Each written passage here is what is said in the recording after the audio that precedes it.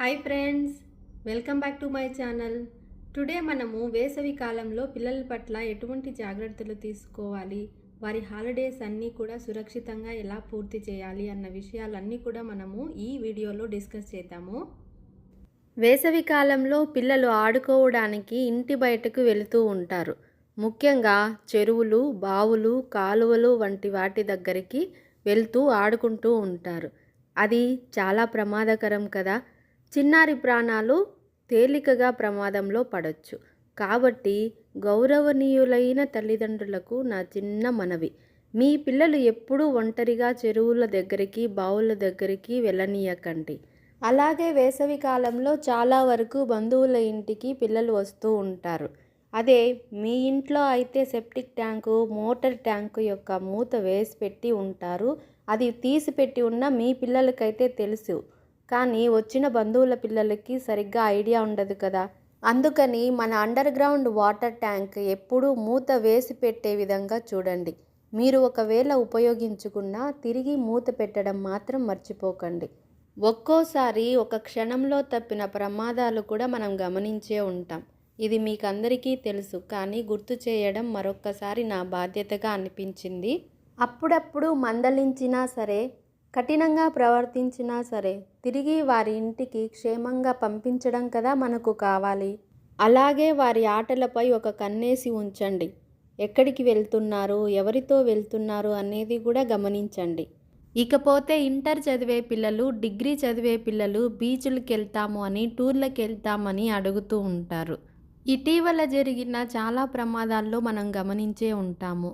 సెల్ఫీలని, deep swim అని చెప్పి ఎన్నో ప్రమాదాలకు గురైన పిల్లల్ని మనం వార్తల్లో చూస్తూనే ఉన్నాము. కాబట్టి తప్పనిసరిగా మీరు వెళ్తేనే పిల్లల్ని బీచ్లకి, టూర్లకి తీసుకెళ్ళండి. నేను చెప్పిన ఈ మాటల్లో ఉపయోగకరమైన విషయాలు ఉన్నాయి అనిపిస్తే మీ ఫ్రెండ్స్కి కూడా షేర్ చేసి తెలియజేయండి ఫ్రెండ్స్. వేసవి సెలవుల్లో పిల్లలకి బోరు కొట్టడం అనేది సహజమే. అందుకే ఇంట్లోనే క్రియేటివ్ గేమ్స్ లేదా డ్రాయింగ్ లేదా పుస్తకాలను చదివే అలవాటుని మనం నేర్పించాలి. అదేవిధంగా క్యారమ్స్, చెస్ లాంటివి కూడా ఇంట్లోనే ఆడుకోవచ్చు. పిల్లల కోసం మనము కొంచెం సేఫ్టీగా ఉన్న స్థలాలను ఎంచుకోవాలి. అంటే పిల్లల పార్కులు, గ్రౌండ్లు, స్కూల్ గ్రౌండ్లు లేదా వాచ్మెన్ ఉండే ఏ ప్రదేశమైనా అక్కడ వదిలిపెట్టి రావచ్చు. అది లేదంటే మీరే 1 అవర్ అక్కడ ఉండి పిల్లల్ని ఆడించుకొని ఇంటికి తీసుకొని రండి. పిల్లల ఆటల పట్ల ఎంత జాగ్రత్తగా ఉన్నామో అలాగే ఈ వేసవి కాలంలో పిల్లల తిండి పట్ల కూడా అంతే జాగ్రత్తని మనం వహించాలి. వాటర్ మిలన్, స్వీట్ మిలన్, అలాగే మ్యాంగోస్, అదేవిధంగా ఆరెంజెస్ కూడా పిల్లలకి మనము ఇస్తూ ఉండాలి. మరొక విషయం ఏంటంటే పిల్లలకి కలర్ సోడా, కూల్ డ్రింక్స్, సోడాలు అనారోగ్యమే కానీ ఆరోగ్యం కాదు. దానికి బదులుగా ప్రతి గంటకి లేదా అర్ధగంటకి ఒక గ్లాసు నీళ్లు తాపించటం వల్ల ఆరోగ్య ప్రయోజనం అనేది కలుగుతుంది. అదేవిధంగా మజ్జిగ, నిమ్మకాయ నీరు, కొబ్బరి నీళ్లను కూడా మనం పిల్లలకి ఇవ్వచ్చు. 4 తులసి ఆకులను ఒక అర-లీటరు నీటిలో వేసి బాగా ఉడికించి చల్లార్చి ఒక బాటిల్లో వేసి పిల్లలకి ఇచ్చినట్లయితే అది రోజంతా కూడా పిల్లలు డీహైడ్రేట్ కాకుండా చూసే శక్తి తులసి ఆకులకు ఉంది. పిల్లలు బయట ఆడుకున్నప్పుడు వాళ్ళు తప్పకుండా డీహైడ్రేట్ అవుతారు.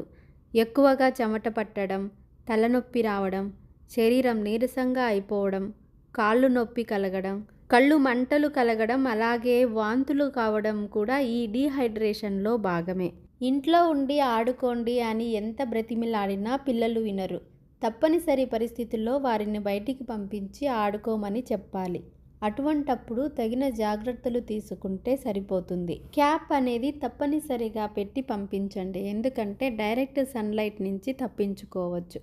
అదేవిధంగా వాటర్ బాటిల్ ఇచ్చి పంపించడం మర్చిపోకండి. ప్రతి హాఫ్ అన్ అవర్కు పిల్లలు ఎక్కడ ఆడుకుంటున్నారో గమనించండి, లేదా రోడ్డుపైకి వెళ్ళిపోయే ప్రమాదం కూడా ఉంది. చూశారు కదా ఫ్రెండ్స్, ఈ జాగ్రత్తలన్నీ మీరు కూడా పాటిస్తున్నట్లయితే ఒక లైక్ చేయండి.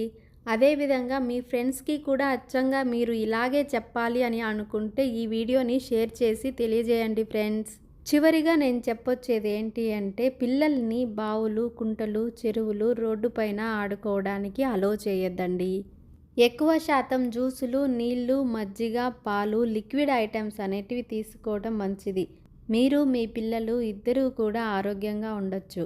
ఇలా ఈ వేసవిలో ఎక్కువగా చెమటలు పట్టడం లేదా తలనొప్పిగా ఉండడం, అది లేదంటే శరీరం నీరసంగా ఉండడం, కళ్ళు తిరగడము, అలాగే పాస్ రాకపోవడము లాంటివి ఉన్నట్లయితే, అటువంటి లక్షణాలను మీరు గమనించినట్లయితే వెంటనే హాస్పిటల్కి తీసుకెళ్ళండి.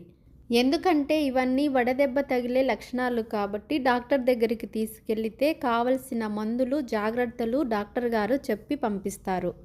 Thank you friends. Thank you for watching this video. Please like, share and subscribe and comment below your suggestion.